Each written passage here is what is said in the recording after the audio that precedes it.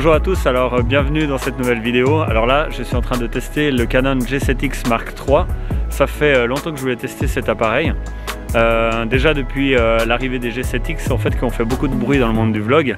Mais surtout, j'ai pas fait le 1, j'ai pas fait le Mark II qui avait fait aussi beaucoup sensation. J'étais pas tellement dans le tech reviews à l'époque. Et là, j'ai l'occasion de tester justement avec les magasins Photovision le G7X Mark III. Et typiquement, je l'ai pour tout l'après-midi, je l'ai aussi un petit peu demain. Je vais pouvoir voir un petit peu, comme à mon habitude, tester un petit peu toutes ces fonctionnalités, mais surtout le mode vidéo qui m'intéresse personnellement moi énormément, voir s'il est à la hauteur de la réputation. Donc avant de commencer, je profite de remercier les magasins Photovision qui sont mon partenaire et qui me mettent à disposition tout ce beau matériel pour pouvoir réaliser ces vidéos.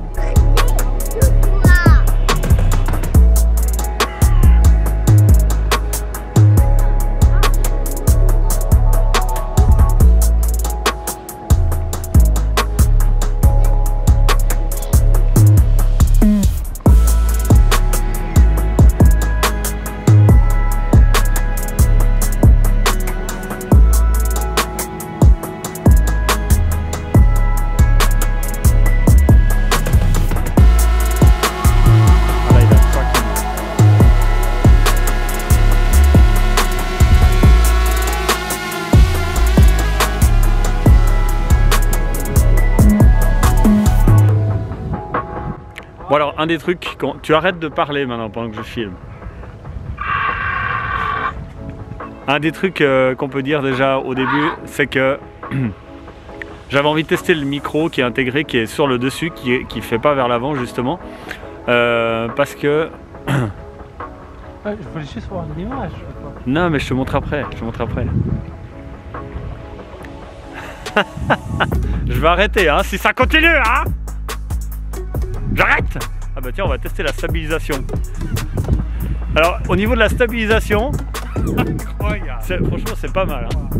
On va revenir un peu à la normale quand même dans cette vidéo, parce que je sais pas si c'est toutes les autres vidéos que j'ai fait jusqu'à maintenant qui m'ont lancé dans une mauvaise direction, mais j'arrive pas à me concentrer sur ce que je fais. Il faut que je me trouve un bon psychiatre.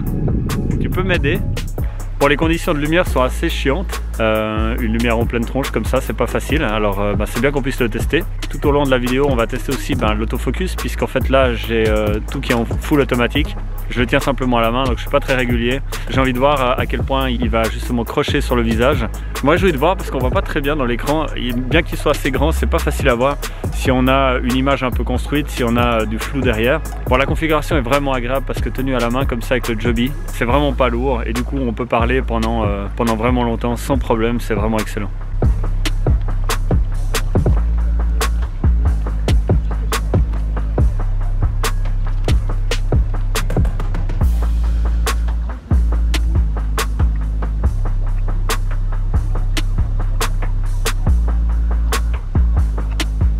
Alors comme d'accoutumé, un des trucs qui a fait vraiment la renommée de ce petit appareil, c'est le flip screen par-dessus qui est vraiment ultra confort. Même si j'ai vraiment, là en pleine journée, mais c'est vraiment uniquement en pleine journée, après en studio je pense que ça change quand même pas mal. Mais j'ai du mal quand même à avoir les informations, ça brille quand même beaucoup, il est très réfléchissant. Mais ça va, pour se cadrer disons, et puis mais c'est pas suffisant pour dire si on est vraiment net ou pas. Donc pour checker à cette distance, à peu près 50 cm, c'est dur d'avoir justement les informations sur la netteté. C'est vraiment juste pour se cadrer. Après, ils nous ont fait le plaisir sur le Mark III, justement, ce qui n'est pas présent sur les autres appareils de cette catégorie G7X, c'est qu'ils nous ont fait une entrée, un port justement audio 3.5 jack. Merci d'ailleurs de ne pas avoir fait la version plus petite parce que ça nécessite en plus un adaptateur. Donc là, on a un 3.5. Par contre, on ne l'utilise pas vraiment parce qu'il faut un accessoire supplémentaire pour pouvoir tenir le micro, puisque sur l'appareil lui-même, on n'a pas de griffes qui permettent d'accrocher le micro. Et même si on l'avait, du coup, on ne pourrait plus bénéficier du flip screen. Donc voilà, ça c'est un des trucs justement que j'ai vu pas mal se faire. Joby, ils ont sorti un accessoire qui est excellent, qui se met entre la semelle de l'appareil et la plateforme du tripode, où on a la tête justement qui s'incline. On peut mettre justement, rajouter un accessoire qui permet d'avoir deux griffes latérales, une qui permettra de mettre par exemple une petite lumière à LED, et puis l'autre qui va permettre de mettre le micro, puisqu'on ne peut plus donc effectivement le mettre sur l'appareil lui-même. J'ai vu qu'on pouvait le contrôler en manuel, donc pouvoir régler le gain. pas le mettre que en automatique, mais on peut tout à fait régler le gain en manuel, ce qui est très appréciable. Justement, si on a des micros qui sont très sensibles ou pas, voilà. Donc ça, c'est vraiment cool. Merci pour le port 3.5. Ça permet néanmoins, déjà rien que typiquement quand on fait des tests de matériel en studio et tout ça, on peut lui raccorder un micro, le poser à côté sur la table et ça fait déjà vraiment très bien l'affaire. Ok, alors comme dans les reviews, à partir de maintenant, on va faire des petits challenges. Enfin, des fois, pas tout le temps. C'est vrai. Donc le but pour David, c'est en moins de 10 secondes, c'est de passer sous la statue là, de ressortir par le trou ici et revenir vers moi. Ok, 3, 2, 1, partez!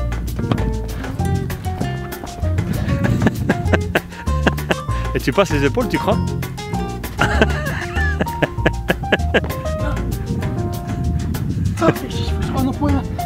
Ah, ça passe pas?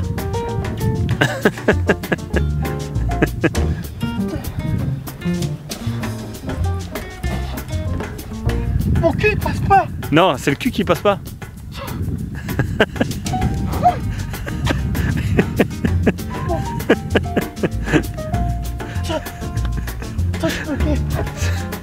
Non, non, là tu passes là. Faut peut-être te casser une épaule. Oh, j'arrive pas.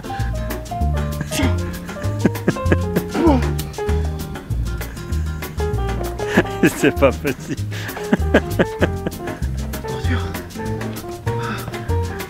Parce que mon cul est trop gros en fait. Ah, c'est ça. Je sais pas.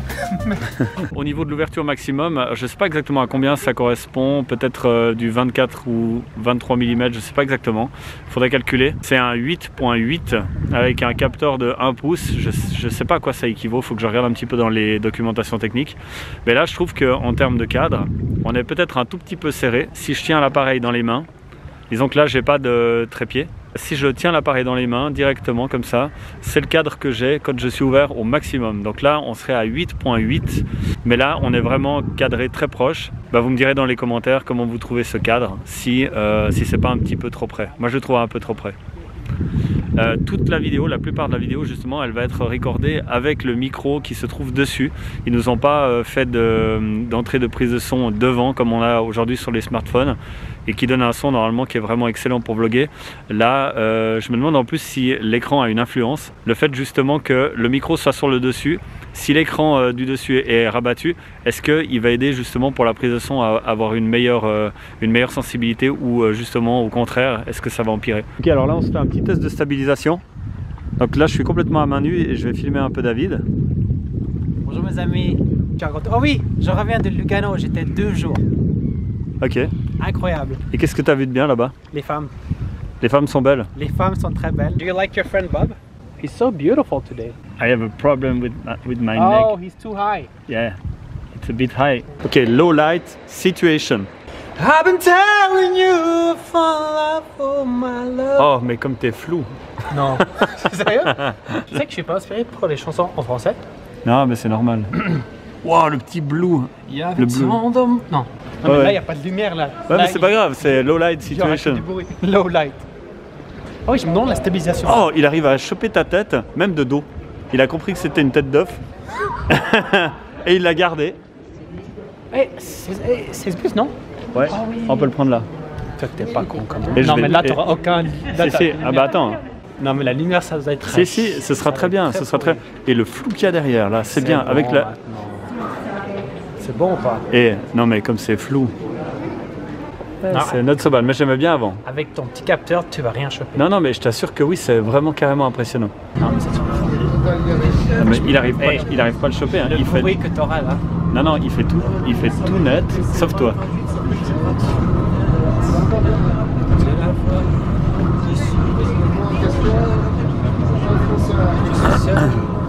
Voilà les amis, on est retourné au studio, on va pouvoir continuer justement cette vidéo. J'avais encore 2-3 petits trucs à dire. J'avais promis à David que je ferais pas une longue vidéo, mais bon, j'arrive pas à m'empêcher, je suis tout le temps obligé de parler, enfin c'est pas possible. Donc là, j'ai remis un profil tout à fait basique, c'est le mode portrait, j'ai voulu tester aussi le mode portrait. Et puis j'ai essayé de faire une lumière un peu rapido comme ça. C'est vachement dur de pas regarder le flip screen. C'est bon, aujourd'hui c'est un truc absolument indispensable, mais j'ai vraiment beaucoup de mal tellement en intérieur il est brillant comme ça, à contrario de ce que j'ai vécu un petit peu dehors où c'était difficile de vraiment voir, de lire les informations. Là c'est vraiment top level et du coup on est tout le temps attiré à le regarder, donc je sais pas si on aura vu là justement la différence quand je le regarde ou quand je le regarde pas. Un truc à dire, j'adore la petite molette d'accès à l'exposition parce que c'est un truc que je redis tout le temps, la plupart des boîtiers surexposent la peau. Je trouve qu'on est à la limite, je vais peut-être réduire un petit peu ça en post-production, bien que j'aime bien quand je fais des reviews, en fait des appareils photo, j'aime bien être en standard, le plus neutre possible, sauf ici où on est en mode portrait, donc je pense qu'au niveau contraste ça pousse un petit peu. Par contre, c'est bien pour tester l'autofocus. Là je fais rien de spécial, je l'ai laissé en basique, je vois qu'il a bien repéré mon visage. J'ai remarqué qu'il avait beaucoup de peine à crocher à l'extérieur, je sais pas de quoi ça vient, mais typiquement on a plein de footage avec David qui sont pas exploitables, où l'autofocus n'a pas fait son travail directement, bien que j'avais le carré qui était parfaitement accroché sur son visage. Je sais pas pourquoi, mais on n'arrivait pas à avoir le piqué sur lui.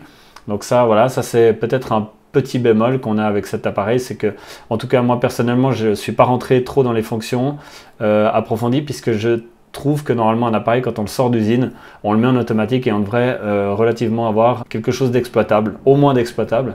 Je ne parle pas d'avoir les réglages les plus fins quand on passe des heures sur internet, il y a des mecs qui ont tweaké les trucs absolument génial et tout ça. Là c'est vrai que j'essaie de tester la machine de base. J'ai toujours eu des très bonnes surprises avec la plupart des marques. Dans ce cas-là, je sais pas. Au niveau de l'autofocus sur les visages, à l'extérieur, par moment, c'est pas exploitable. Alors, je disais que justement, les appareils ont tendance à surexposer les peaux. Et puis, là, typiquement, l'accès, il est ultra rapide. Des fois, il faut rentrer dans les menus. On a des petits boutons de fonction qui enclenchent un menu qu'on doit ensuite réduire la valeur de 0 à -1. J'ai remarqué que c'était souvent ça sur la plupart des boîtiers. On doit passer de 0 à -1 pour avoir une exposition qui est bien sur la peau. Je remarque ça beaucoup chez Canon, mais je l'ai remarqué aussi chez Sony, etc. Là, on a cette petite molette en accès rapide directement sur le boîtier qui va très bien. Il n'y a pas de bloqueur, donc on peut directement changer les valeurs.